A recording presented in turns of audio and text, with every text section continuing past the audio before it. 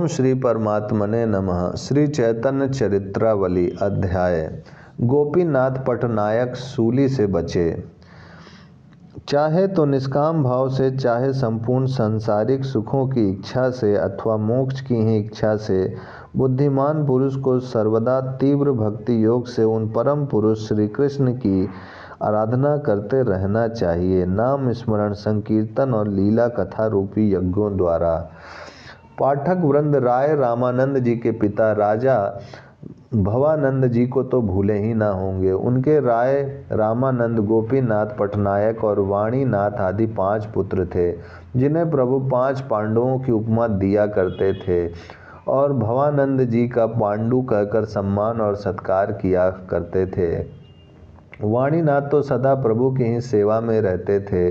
राय रामानंद पहले विद्यानगर के शासक थे। पीछे से उस काम को छोड़कर वे सदा पुरी में ही प्रभु के चरणों के सन्निकट निवास किया करते थे और महाप्रभु को निरंतर श्री कृष्ण कथा श्रवण कराते रहते। उनके छोटे भाई गोपीनाथ पटनायक मालजाट्या दंडपाठ नामक उड़ीसा राज्य अंतर्गत एक प्रांत के शासक थे। ये बड़े शौकीन थे। इनका रहन सहन, ठाट बाट सब राजसी ढंग का ही था। धन पाकर जिस प्रकार प्राय लोग विषयी बन जाते हैं, उसी प्रकार के ये विषयी बने हुए थे। विषयी लोगों की इच्छा सर्वभुक अग्नि के समान होती है। उसमें धन रूपी ईंधन कितना भी क्यों न डाल दिया जाए, उसकी तृप्ति नहीं होती। तभी तो विषयी पुरुषों को शास्त्रकारों ने अविश्वासी कहा है। विषयी लोगों के वचनों का कभी विश्वास न करना चाहिए। उनके पास कोई धरोहर की चीज़ रखकर फिर उसे प्राप्त करने की आशा व्यर्थ है। विषय होता ही तब है जब हृदय में अविवेक होता है और अविवेक में अपने पराये या हानि लाभ का ध्यान नहीं रहता। इसीलिए विषयी पुरुष अपने को तो आपत्ति के जाल में फंसाता ही है, साथ ही अपने संसर्गियों को भी सदा कलेश पहुंचाता रहता है। विषयों का संसर्ग होने से किसे कलेश नहीं हुआ है। इसीलिए नीतिकारों ने कहा है, इसमें विशेष कहने की सुनने की बात ही क्या है। यह तो सनातन की रीति चली आई है कि विषयी पुरुषों से संसर्ग रखने से अच्छे पुरुषों को भी कलेश होता ही है।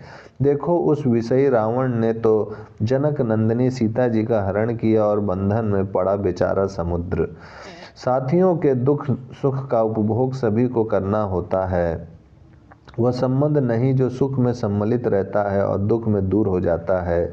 किंतु एक बात है, यदि खोटे पुरुषों का सौभाग्यवश किसी महापुरुष से किसी भी प्रकार का संबंध हो जाता है तो उसके इहलोक और परलोक दोनों ही सुधर जाते हैं। साधु पुरुष तो सदा विषयी पुरुषों से दूर ही रहते हैं, किंतु विषयी किसी भी प्रकार से उनके शरणापन्न हो जाए तो फिर उसका बेड़ा पार ही समझना चाहिए। महापुरुषों को यदि किसी के दुखों को देखकर दुख भी होता है तो फिर वह उस दुख से छूट ही जाता है।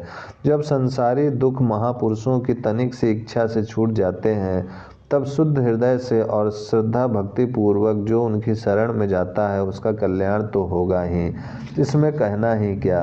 राजा भवानंद जी शुद्ध हृदय से प्रभु के भक्त थे। उनके पुत्र गोपीनाथ पटनायक महान विषयी थे। पिता का महाप्रभु के साथ संबंध था। इसी संबंध से उनका प्रभु के साथ थोड़ा बहुत संबंध था। इस संबंधी के संबंध संसर्ग के ही कारण वे सूली पर चढ़े हुए भी बच गए। महापुरुषों की महिमा ऐसी ही है। गोपीनाथ एक प्रदेश के शासक थे। संपूर्ण प्रांत की आय उन्हीं के पास आती थी। वे उसमें से अपना नियत वेतन रखकर शेष रुपयों को राज दरबार में भेज देते थे। किंतु विषयों में इतना संयम कहाँ कि वे दूसरों के द्रव्य की परवाह करें। हम बता ही चुके हैं कि अविवेकी के कारण विषयी पुरुषों को अपने पराये का ज्ञान नहीं रहता। गोपीनाथ पटनायक भी राजकोष में भेजने वाले द्रव्य को अपने ही खर्च में व्यय कर देते। इस प्रकार उड़ीसा के महाराज के 2 लाख रुपए उनकी ओर हो गए। महाराज ने इनसे अपने रुपए मांगे, किंतु इनके पास रुपए कहाँ, उन्हें तो वैश्य और कलारों ने अपना बना लिया।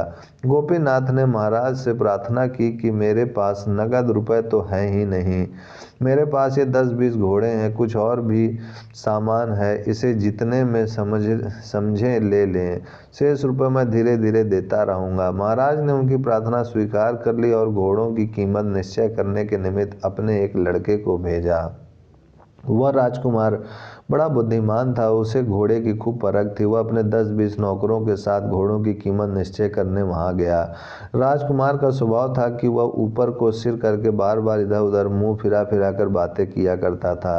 राजपुत्र था, उसे अपने राजपाट और अधिकार का अभिमान था, इसीलिए कोई उसके सामने बोलता तक नहीं था। उसने चारों ओर घोड़ों को देख भाल कर मूल्य निश्चय करना आरंभ किया। जिन्हें गोपीनाथ 2-4 हजार के मूल्य का समझते थे, उनका उसने बहुत ही थोड़ा मूल्य बताया।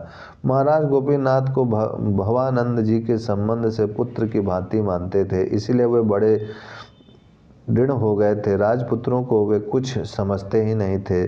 जब राजपुत्र ने 2-4 घोड़ों का ही इतना कम मूल्य लगाया, तब गोपीनाथ से ना रहा गया। उन्होंने कहा, श्रीमान यह तो आप बहुत ही कम मूल्य लगा रहे हैं। राजपुत्र ने कुछ रोष के साथ कहा, तुम क्या चाहते हो, 2 लाख रुपए इन घोड़ों में ही बेबाक कर दें, जितने होंगे उतने ही तो लगावेंगे।